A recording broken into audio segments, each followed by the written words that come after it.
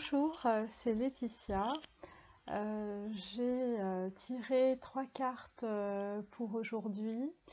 Donc c'est l'oracle de la nature sauvage de Kuan Yin. Donc en fait il s'agit de la sœur de Shambhala, montre la voie, donc c'est la carte 43. La princesse au coquelicot, la carte 11, et la bénédiction de la danseuse cerf-volant. Donc pour aujourd'hui, vous pouvez choisir ces 3 cartes ou une des 3. Ça peut correspondre en fait à un rythme de cycle, donc le passé, le présent, le futur, ou simplement si vous choisissez une seule carte, ça peut correspondre aux énergies actuelles. Et comme nous sommes toutes reliées et tous reliés, je vais donc vous lire en fait la signification de la première carte, c'est-à-dire la sœur de Shambhala montre la voie. Tu as désormais beaucoup de frères et sœurs qui te guident. Ils savent où tu en es sur ton chemin divin et comment avancer en traversant ce qui peut faire problème. Et ils peuvent te permettre de franchir le sol du vieux monde et entrer dans le temple d'or. Les prières que tu as faites en ce sens, pour que la voie se révèle et se manifeste, ont été entendues. Maintenant que tes prières pour être aidé dans tous les domaines, le chemin de cette traversée va t'être montré, et tu seras soutenu à chacun de tes pas sur la voie. La vie de chaque être humain a un but divin. Cela peut se manifester comme une vocation particulière, quelque chose à accomplir. Mais même le travail le plus satisfaisant pour l'âme ne sera qu'une partie du but divin. Ce but est de maîtriser des leçons spécifiques afin de grandir et de s'élever au niveau de l'âme. Chaque être s'avançant vers une plus grande complétude selon la sagesse de son âme. C'est l'une des raisons pour lesquelles comparer votre propre chemin ou parcours ou votre semblant de réussite à ce que vit un autre ne révèle pas de la sagesse. L'âme sait ce qui sert au mieux le projet divin, et parfois cela peut signifier une existence moins orientée en conscience vers la croissance spirituelle. Peut-être que l'âme, dans une précédente incarnation, a acquis un certain pouvoir spirituel, mais n'a pas pu développer suffisamment de compassion pour le gérer sans arrogance, et a souffert considérablement de ce sentiment de supériorité qui a plombé sa croissance. Aussi, là où la poursuite de la connaissance spirituelle a prématurément ramené quelqu'un sur un chemin générateur de difficultés pour le développement de l'âme, il peut être bon, sur une vie ou plusieurs, d'apprendre à simplement aimer et être aimé. Si vous êtes attiré par le développement spirituel et un chemin spirituel, alors c'est que votre âme y est prête. C'est un honneur et un don. Si vous êtes attiré par les soins, l'enseignement ou toute autre forme de travail spirituel, ou même créatif, artistique, politique, médical, ou dans d'autres domaines qui ne semblent pas immédiatement reliés au travail spirituel, mais qui vous emplissent du sentiment de faire quelque chose qui ait du sens, alors ces choses-là aussi peuvent faire honneur à votre âme. L'âme ne juge pas. Elle attire ce qui nous est nécessaire et ce qui nous amène la joie. Non pas matériellement un bonheur passager, mais un profond sentiment d'accomplissement et la sensation que ce que nous faisons est juste pour nous. Et c'est là une bonne indication du fait que nous honorons ainsi la voix de notre âme. Shambhala est un lieu spirituel sacré où, dit-on, se trouvent beaucoup d'êtres spirituellement avancés, voués au service de l'évolution spirituelle de l'humanité. La seule différence entre ces êtres et le reste de l'humanité, c'est le degré d'alignement de leur volonté avec le divin qui se manifeste à travers leur chemin d'âme. Lorsque l'oracle de la sœur de Shambhala montre la voie, vient à vous, c'est un genre de coup de pouce qu'il vous est donné sur votre chemin d'âme. Il peut s'agir d'un pas que vous devez faire, d'une prière que vous devez dire, ou d'une conviction qui doit devenir vôtre. Et c'est aussi l'assurance, même si vous abordez un défi apparemment important dans votre vie, que le chemin va s'ouvrir pour vous. Aussi, devez-vous avoir confiance dans le timing et la façon dont cela se fera. Il vous est garanti que le chemin sur lequel vous êtes est en train de s'ajuster pour s'aligner sur le plan divin de votre vie, grâce à l'aide aimante de ces grands êtres. Il vous est aussi demandé d'apprendre à vous appuyer davantage sur votre équipe de guidance spirituelle pour qu'elle vous aide. Cela ne va nullement vous affaiblir ni diminuer en aucune façon votre habileté à ce que vous faites, mais cela va plutôt vous permettre d'être soutenu pour pouvoir vous aussi soutenir les autres, ce qui renforce la connexion de toute la chaîne du vivant à l'amour divin. C'est une situation bénéfique à tous les êtres, depuis ceux qui aident jusqu'à ceux qui sont aidés. Cet oracle vous amène une guidance particulière. Vous n'avez pas besoin d'être seul, même si vous trouvez difficile dans le monde physique d'avoir des connexions avec des personnes qui n'en sont peut-être pas aussi en conscience sur leur chemin de connaissance spirituelle. Vous pouvez néanmoins, en avançant dans votre vie, expérimenter des connexions avec des âmes puissantes qui ont cheminé sur leur propre voie et apprendre à aimer et être aimé. Vous pouvez aussi apprendre à ressentir la connexion avec les êtres spirituels qui vous aiment inconditionnellement. Et parmi eux, il y a Kuan Yin. Encore plus en conscience.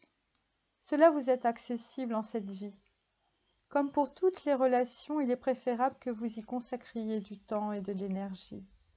Les êtres spirituels n'ont pas besoin de grand-chose pour se connecter à vous. Une invitation est suffisante pour initier et continuer la connexion.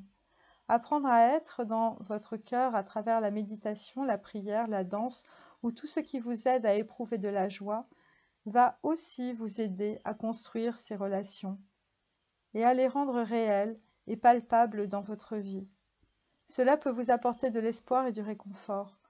Quand vous cherchez votre chemin dans l'obscurité, ou bien quand vous avez soutenu ou porté votre entourage, mais que vous avez besoin d'être à votre tour soutenu ou porté pour échanger.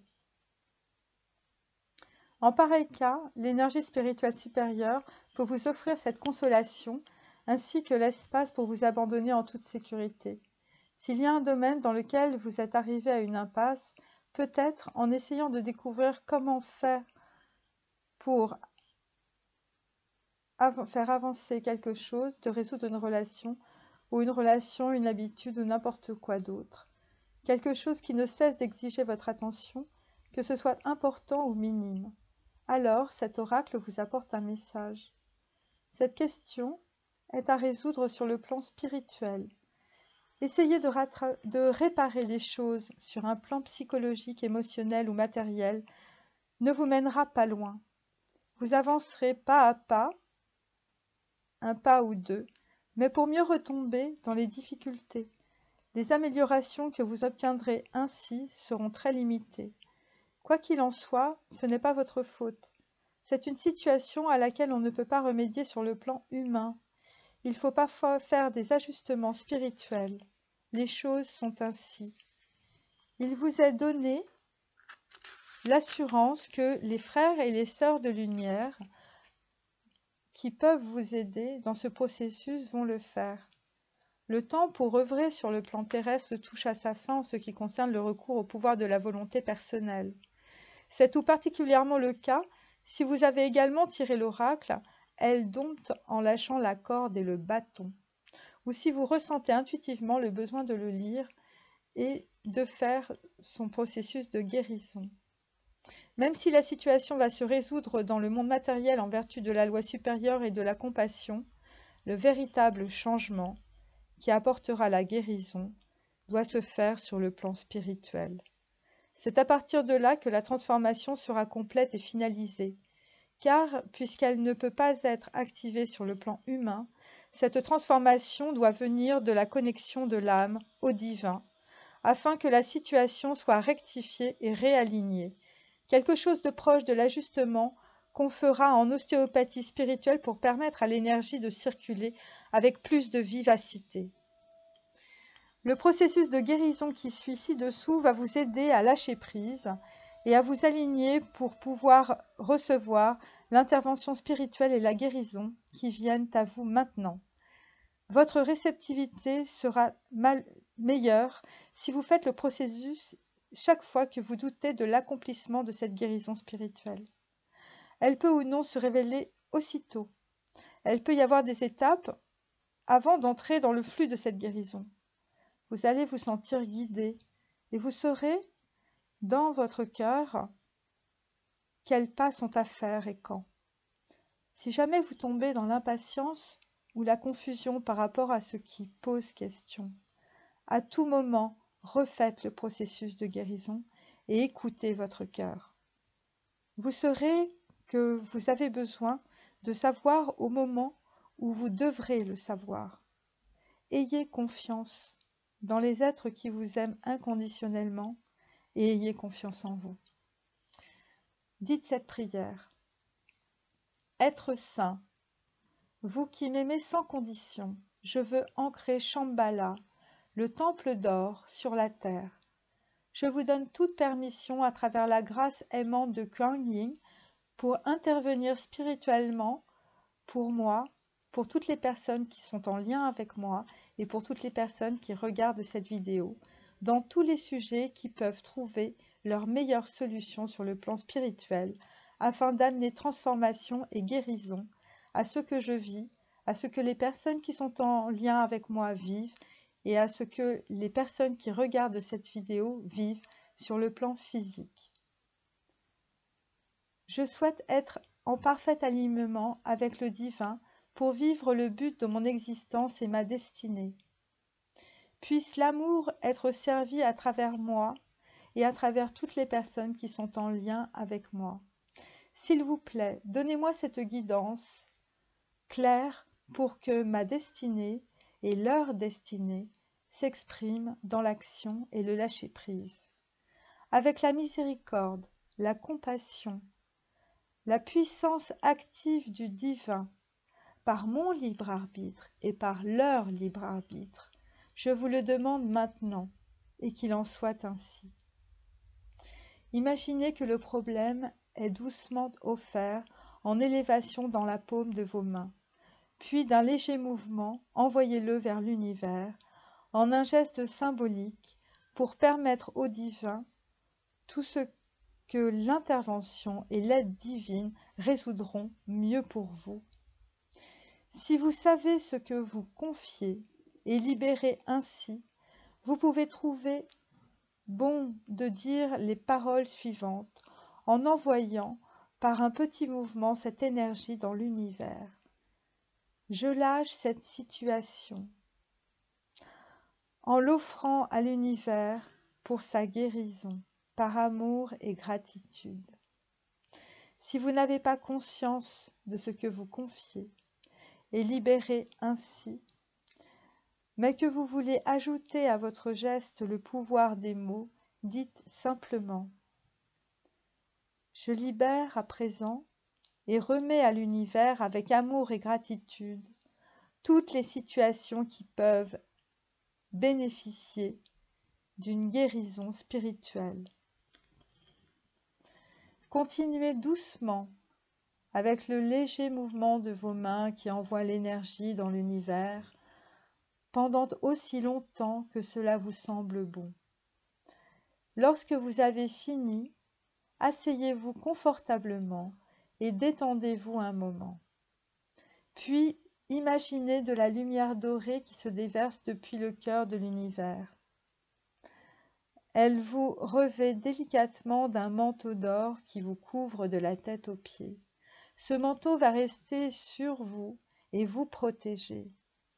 Il va vous garder en sécurité pendant tout le temps où la guérison spirituelle devra se faire et jusqu'à ce que la nouvelle énergie, fraîche et alignée, soit de nouveau présente en vous. Merci. Donc ça, c'était pour la première carte. La sœur de Shambhala montre la voie. Donc pour accompagner la première carte de l'oracle de la nature sauvage de Kuan Yin, donc qui est la carte numéro 43, la sœur de Shambhala montre la voie, je vous lis un passage du livre d'Osho, Être en pleine conscience, une présence à la vie, donc chez Poche Jouvence. Je me rappelle des week-ends de méditation que j'ai animés dans les montagnes en Inde. On avait choisi les montagnes car cela permettait aux participants de faire du bruit et de se laisser aller totalement pendant la méditation du charabia. Cette méditation consiste à dire à haute voix tout ce qui vous passe par la tête. C'était un vrai régal que d'écouter les participants dire des choses absurdes et complètement folles. Et j'étais le seul témoin. Les gens faisaient toutes sortes de choses, la seule condition était qu'ils étaient interdits de toucher un autre participant. Une personne se tenait sur la tête, une autre, déshabillée, a couru tout autour pendant toute la méditation. Il y avait un homme qui, habituellement, s'asseyait en face de moi. Il devait être courtier à la bourse ou quelque chose comme ça. Lorsque la méditation commençait, à chaque fois il riait d'abord de ce qu'il allait faire. Puis il mimait de prendre un téléphone. « Allô, allô ?» Je voyais qu'il continuait de temps en temps à me regarder du coin de ses yeux. J'évitais de le regarder pour ne pas déranger sa méditation.